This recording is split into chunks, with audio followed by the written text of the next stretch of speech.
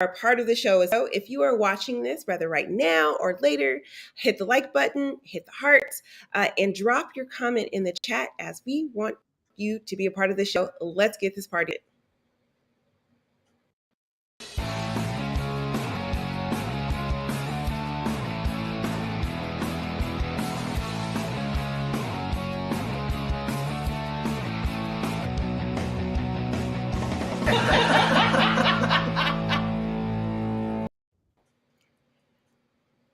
All right. And if you are watching this show and you're wondering, who else is Monica there sitting with? Guess what? It's Denise, my Hello, friend, everyone. my neighbor upstairs in Canada. Yes. How are you doing today, Denise? I'm doing wonderful. We have sunshine, beautiful day. I had a great night's sleep. Everything's perfect. Life is wonderful. I'm Oh, grateful good. to be here with you and for the people listening. Yeah, today is a great conversation to have with you because we are talking about emotional intelligence and romantic partnerships and relationships and all that, which I know is your jammy jam. So I'm so excited. My The question that I have for you is, why are you passionate about helping people with their romantic partnerships in your zone of genius? Wow, that's awesome. I'm excited to talk to people about that and help them out, because if like loving and being loved is amazing, right? If you can be in a romantic relationship and be loving and caring. And why do people go see so many romantic movie? Because they're striving to be in that, loving, oh, I love you forever and I'll be with you forever. But in reality, I feel that in relationship, we are often lacking that excitement, that lust, or that loving feeling that we used to have at the beginning. And some people say, yeah, well, the honeymoon phase, phase out after a while. It doesn't mean you have to, because enhancing people in their relationship, being emotionally intelligent and being able to understand each other's emotion and understanding one another and communicating with one another. And there's so much I can say about that, but also helping people being able to not be selfish. Too often we're selfish in relationship and we say, well, if he doesn't do this for me, why would I do that for him? Well, that's the main reason why you should do that for him, to really sparkle that, sparkle some love dust in a relationship, to rekindle the flame, to bring back your loving, caring feeling about the relationship. So being emotional intelligence means also part of that I've learned when I study emotional intelligence like 26-30 years ago, was to be 100% responsible for how my life is. So if I'm unhappy in a relationship, it's my fault. So I either leave or I do something about it in order to enhance the relationship. So that's all I have to say for now. I'm sure we'll have a lot more interesting questions, because I could talk for half an hour. I know. This is literally your topic. So Literally. I was so excited to have the conversation with you. I know you guys all thought Yo was going to be here, but she actually uh, come up unexpectedly, and so I'm sitting in the seat for her. And typically, the conversations that I am a part of, ones that I kind of step in the most on, is the business topics. And so this life topic, it might be like, okay, well, if your zone of genius is helping people in business, then how does this topic, how are you passionate about helping people in this topic? And the short answer is, the entire reason why I created MinkLife Motivation was to help people live healthy, wealthy, and fulfilled. And that goes across the board in everything we do. I enjoy when people have healthy relationships with themselves, so that when they are in these romantic partnerships, that they can bring the best version of themselves to them, that they can learn from those experiences, that they can reflect on what is happening in those conversations with their romantic partners, and it allows them to then continue to develop themselves and continue to become the best versions of themselves.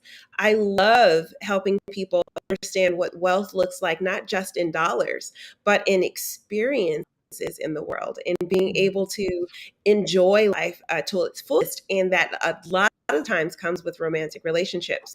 And also knowing when you don't feel good in a relationship, and needing to make different choices or move differently.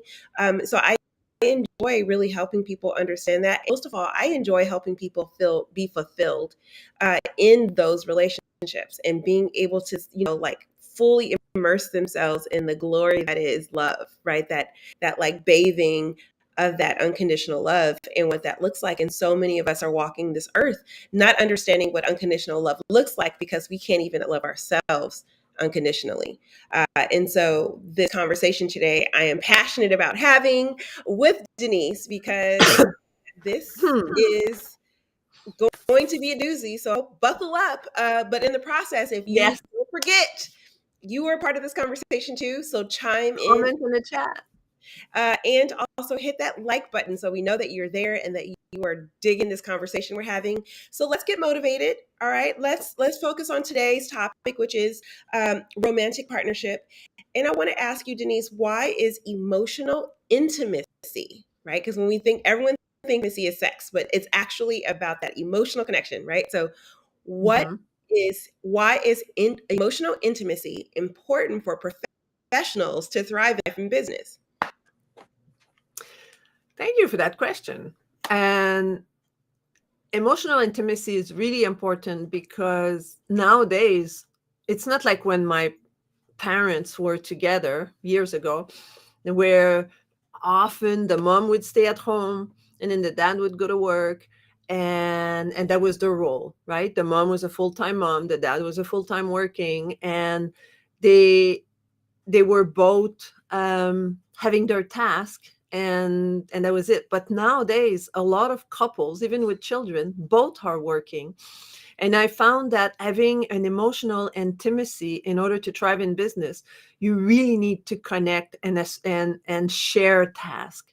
And I think by having that emotional intimacy, which means that really sharing how you feel about different things that are going on in and outside the house with your work, or inside the house with the kids and the household, will make a big difference in not feeling that, for example, if we talk to the typical family, I'm sure there's million of different combination, but if often the woman will take more charge towards the children and organizing a calendar and all that.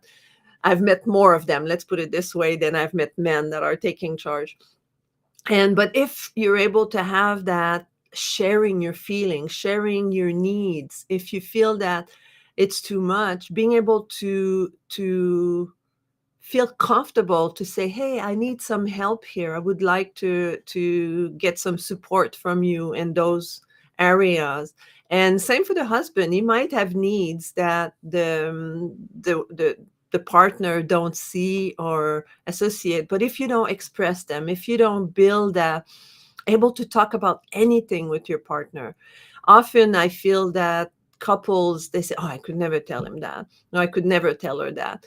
Then there's a lack of connection, there's kind of a buffer between the two individual, and they're not connected. But when you're totally fulfilled in your household, and then you go into your business, and then you're able to live the life you need to live in your business, and have the space to work on that business, but feel that whatever is going on at home is fine, it's beautiful, and then you go work with your business, and then you feel like, yeah, I'm empowered, I feel supported by my partner, I feel like I have an ally with me to say, hey, yeah, okay, I understand you have to work hard this week, I'll do more at home, that's fine, I'm good with that, I'm supporting you. So when you feel supported, it helps really to grow your business, to grow your intimacy with your partner, and to have a wonderful relationship. Oh, I can't hear you. There we go. Now we're unmuted. Live TV, baby. Live TV. So, Oh, we lost her. Isn't that awesome? So I can talk some more about that. So Monica will come back to just jump off the internet, I guess. So what we can do also is, it's very important for couples. Oh, she's back. It's important for couple to really learn to respect one another. So it's a big thing also to be able to share that intimacy, but then have the respect of what other people say. If you don't feel the trust from the other person when you share your feelings, then there's a big dissonance, because then you don't, well, I'm not going to share because he's not going to respect me. So Monica, come back. Oh, did she jump off again? I guess she did. Okay, so let's go to the next question. How has emotional intimacy has been for you in the past, and how did you overcome it? Good question.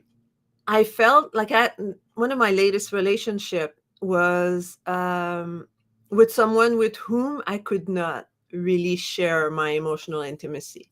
It was a really weird relationship, and I'm not going to get into details, but the way it was is, if whenever I would voice my needs or my feeling, I would often get shut down because the other person was not in a position to be able to have a reciprocal energy with me. And I feel that by sharing that, by being able to, now I learn, and with my relationship, I come in a lot more open from the start. And then I know if that didn't work from the start, if that didn't, if I cannot have that emotional intimacy with the partner, then I know right away that it's not what I want. And then I just step out and I go and say, sorry, I don't think we're a fit, unless you're willing to want to open up and you're willing to want to share with me and have that intimacy. So I feel that with a relationship, when you are not being able to be yourself and really be able to express yourself just the way you want, then you have to question why you are in that relationship. Because no one in a relationship should be hold off from being yourself, being able to be silly sometime and being able to be very serious sometime. And that's all part of the emotional intimacy. It's all part of being able to accept the other one just the way they are.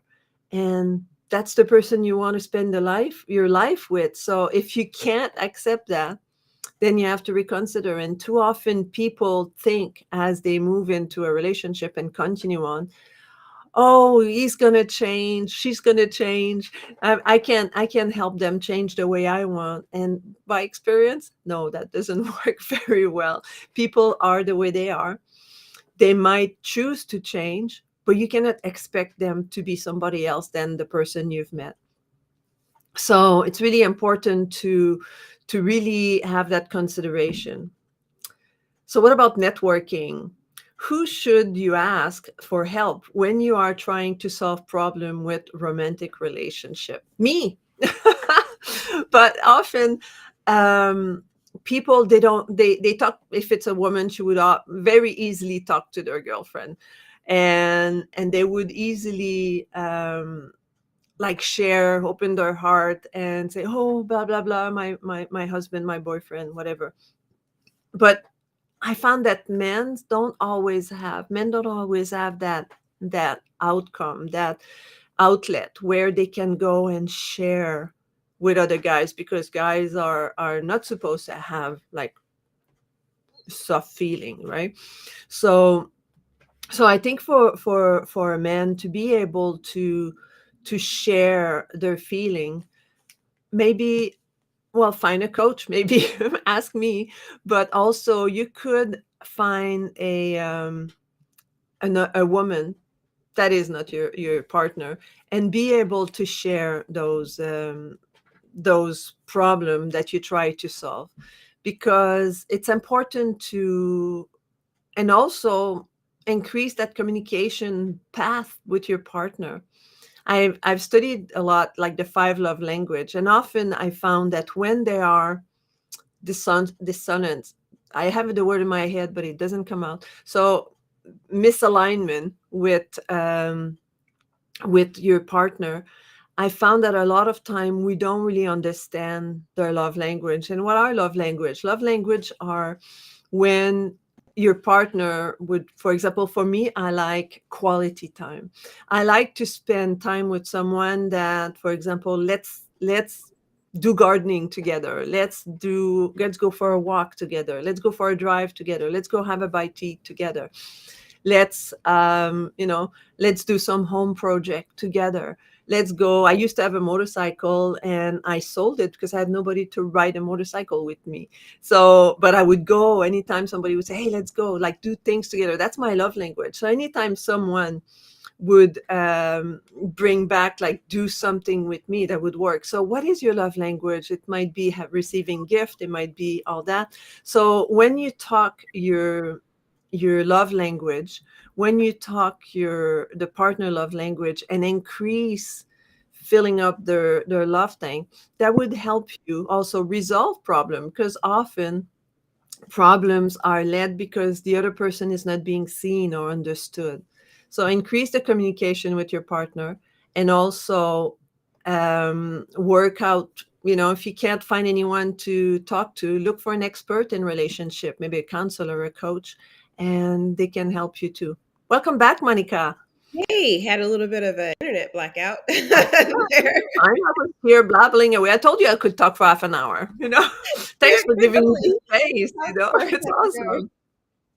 Yeah, yeah. So I guess the question, um, kind of, who do you? I'm not sure what question it is that we're on, because So that just came. the one we're talking now. So who should you ask for help when you are trying to solve problem with romantic relationship?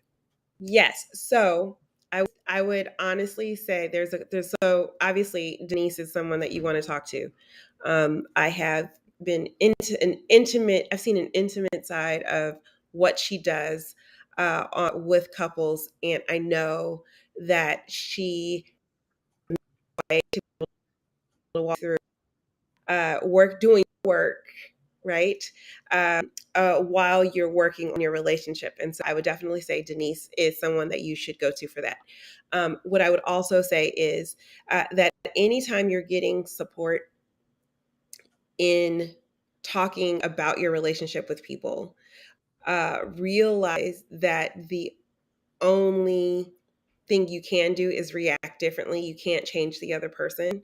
And so going to someone like Denise and saying, oh, yeah, yeah, I'm fine, but we need to fix this person is not No, for not you. gonna happen. Right. So one of the reasons why I like Denise's program is because she works with couples separately and then together.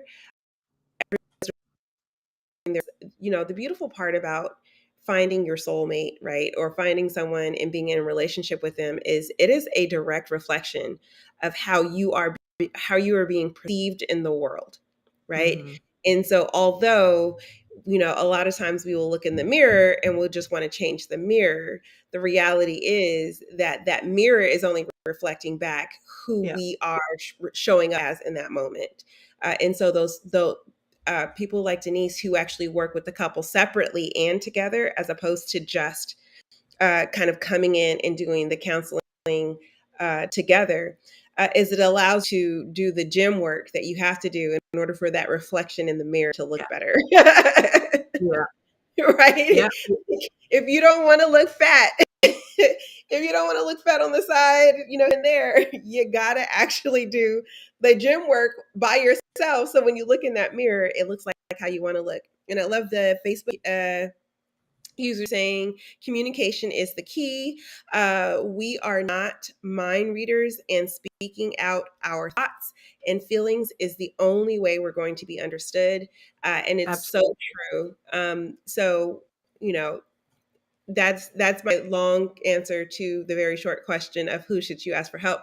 And I guess technically it's self-promoting in some ways because Denise is, is on this show, but Yeah, it's important that if but you're I not like. going to Denise, that you do something like that. Yeah. Yeah, and I like your analogy of, if you don't feel that what you see in the mirror, you don't look good, you want to go to the gym and feel better. But what I do is I don't send people to the gym. I send to the people to the mental gym, mental fitness. So consider your brain just like the muscle you want to build when you go to the gym. And it's by working your mental fitness, it allows you to change your appearance in your mind. So build new neurological connection that allows you to actually decide exactly how you want to think, as opposed to go with the old programming of years of whatever happened in your life in the past that created that neural connection. If you want things to be differently, you have to act differently and build new connection in your brain and make that bond really strong. And the other one will just atrophy, just like when you have a cast, your muscle will atrophy. Same thing with your neuron. If you don't go Yeah. there anymore, if you don't have those behaviors anymore, it won't appears anymore. And I don't remember who I was talking to. It may have been you. It may have been someone else. And they were saying that, typically if you're annoyed with someone else's behavior, it's because you see yourself in that behavior. And so kind of having to rewire your brain to think, oh, I'm annoyed with this person's behavior.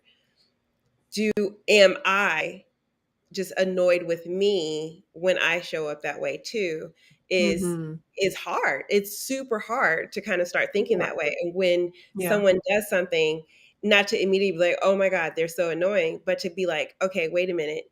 Like that is annoying. Do I do that? Like is that something that I can change in me so that I don't show up in that way?" Mm-hmm. Yeah. So you're the work, the mental work that we're always talking about, right? Yeah. The Yeah. mindset stuff um, is is harder than it seems because we always want to look outward as something else being the problem to Mm-hmm. our Mm-hmm. solution, and it's just not. It's Yeah. 99% of the time, it's the perception we have of what is happening Yeah. as opposed to the thing that is actually happening. Yeah. Tony Robbins says, and I love that and I use it all the time, is that when you have a negative emotion, whether you're annoyed with someone, you're angry, you're fearful, whatever that is, it's you have to either change your perception or your procedure. Hmm. So often when we get negative emotion, it's because our perception of the event in front of us is a certain way, Yeah. because somebody else can be sitting or standing beside you and not have that negative emotion. So why would someone not have it and you have it? It means that the perception is like the filters, the years of baggage that you carry on your back over the years that Yeah. make you see the situation as being negative, or have negative feeling about whatever it's in front of you or inside of you. So when you start to change your perception, which means that you're peeling out those layers of old programming, you can discover something that is totally different. You would not perceive a situation as negative, or you won't have a negative feeling towards things that are happening in your life, because Yeah. you decide to change the way you perceive it.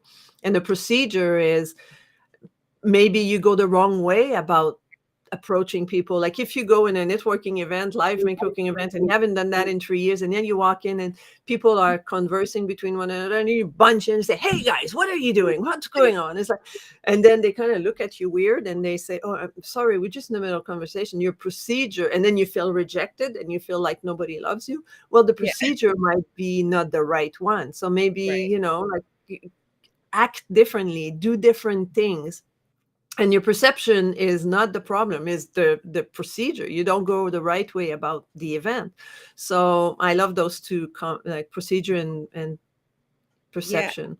I love that, which brings us to our last get knowledge, right? And that is, what is your one tip for calibrating your life, focusing on our romantic partnerships?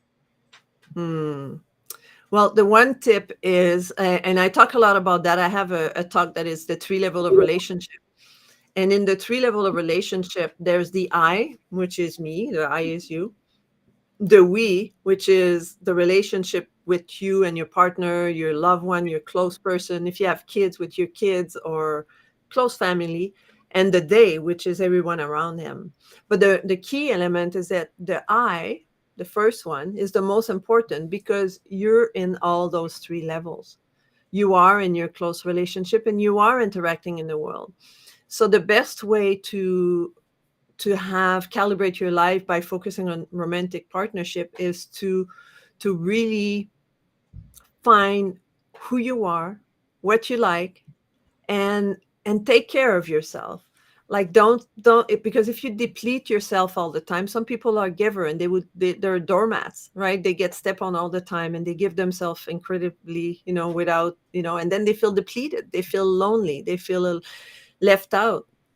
So love yourself first unconditionally. And what did they say, right? Like, it's much easier to give from a full cup than an empty cup. So fill your cup, love yourself, look at yourself in the mirror and say, Denise, I love you, and do things for yourself. Like when you take your nice warm cup of tea or coffee in the morning and say, I love having that drink in the morning, and appreciate that. Increase your gratefulness around you, and that will show up in your relationship, that will show up in your environment with everybody else around you. When you're complete, everybody else will benefit from that. Yeah, I love that. So the one tip that I'm going to give is um, about yelling. A lot of us feel like uh, hurt when we're yelled at, right? Someone's yelling at me. Why are they like, you're yelling at me? Don't yell at me. And I want to, earlier we were talking about kind of like reframing or rethinking, or the perception. And I would like to reframe our perception around yelling. So Mhm. yelling only happens when people are not heard, right? When people feel not heard. So um, if you find yourself yelling, reflect inward about, why do I feel like I'm not being heard? And how can I go about this differently so that my message can be heard? And if you hear someone yelling, don't immediately go like, I can't believe, oh my gosh, you're yelling at me. But think, okay, this person is yelling. So that means they don't feel heard. How can I hear them better? How can I understand their perspective and where they're coming from? Because they're not yelling at me to be mean. They're yelling at me because they feel unheard. And if we could do that if we can practice that in our romantic partnerships, and practice that empathy, not immediately, I need you, like, one person, you're yelling at me, kind of, you're yelling, feel heard. Can I hear you? How can I understand where you're from? How do you feel like you need to yell? And then be able to kind of apply that in other Mm. relationships in our lives and go Yeah, a lot it's pretty further. cool. Yeah, I love that. And who is their default. That Yeah. And what I realized is, also with life is when people yell at you, as you said, they need to be heard. yeah, And then don't yell yourself and say, oh, please tell me more. And yeah, why do you feel like that? And question them, make them express themselves. They need to be heard. They need to be expressing themselves, and give yeah, them that space. And it's not always easy, but in the end, you will see, like, it will make a life of a difference in how the person react. yes. So we are rounding the base. Just announcement, Denise. Will you share that? Yeah, absolutely. Oh, where'd he go? Here he is. So I have created a system called the breakthrough system. And I invite you to book a call with me, or look me up. My email is denise@denisebelisle.com, either one. But if you book a call with me, the breakthrough system is a system where it could be any area of your life, either romantic relationship, financial relationship, like business building, goals for how much money you want to make in 10 years, and all of that. And it takes you from that big ultimate goal to, what do you have to do right now in order to achieve that goal? It seems, if I just ask you that right now, you say, well, I don't know. But that system will allow you to really know what you need to do right now in order to get to your ultimate goal. And that could be for relationship, it could be for anything. So reach out to me. I would love to book a call with you and take you to that system. And you'll see, like, it's the people I've just created that about a month ago, and I've taken like 5 or 6 people through it, and they're like, I can't believe how concise and easy it is. Now I know what I have to do every day. So book a call with me and you'll see, discover that for yourself. Yeah, and if you would like to connect with me, I have a fantastic page called MonicaMHenderson.com where you can follow me on all of my social media and also book a call with me directly as well. I have been on this journey at the beginning of this year of building emotional intimacy with people on social media because I find that when I'm vulnerable and when I am not life.me, because that's definitely go there. Definitely go there. But go to MonicaMHenderson.com to book a call. And this intimacy that I am sharing, the vulnerability that I am sharing, is also the same vulnerability that we ask of other people. And I'm just doing it first. So if you want to know more about me, if you want to kind of learn more about the journey that I'm on as I near retirement very soon here, then let's have a chat or go to my website and stalk me. All of my social media handles are there at MonicaMHenderson.com, just like my name, but with a .com at the end. So that is up for me. But here's what's happening in our community. Uh, we always, there it goes. Yeah, so as well, we have lots of things going on, but our community is not a community without you being a part of said community. So come on the show. We would love to have you here with us talking about these amazing conversations. You can go to www.minklifemotivation.com/live so that you can actually apply to be on the show. Also, if you are enjoying the show, and you've been hitting that like button and you're like, wait a minute, these crazy people on here are talking about all the things that I want to learn about, you can listen to us on the go. And we are streaming at all of your favorite podcast locations. So you don't want to, all you have to do is search Mink Life Motivation Live. And last but not least, if you are a dynamic speaker, we're looking for you.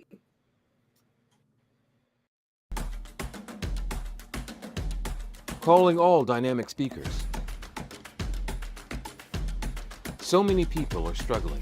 Together, we have the power to create a global impact. We are looking for dynamic speakers to partner with us in our mission to help millions live healthy, wealthy, and fulfilled. We need speakers in 4 areas of expertise: personal development, business development, brand development, network development.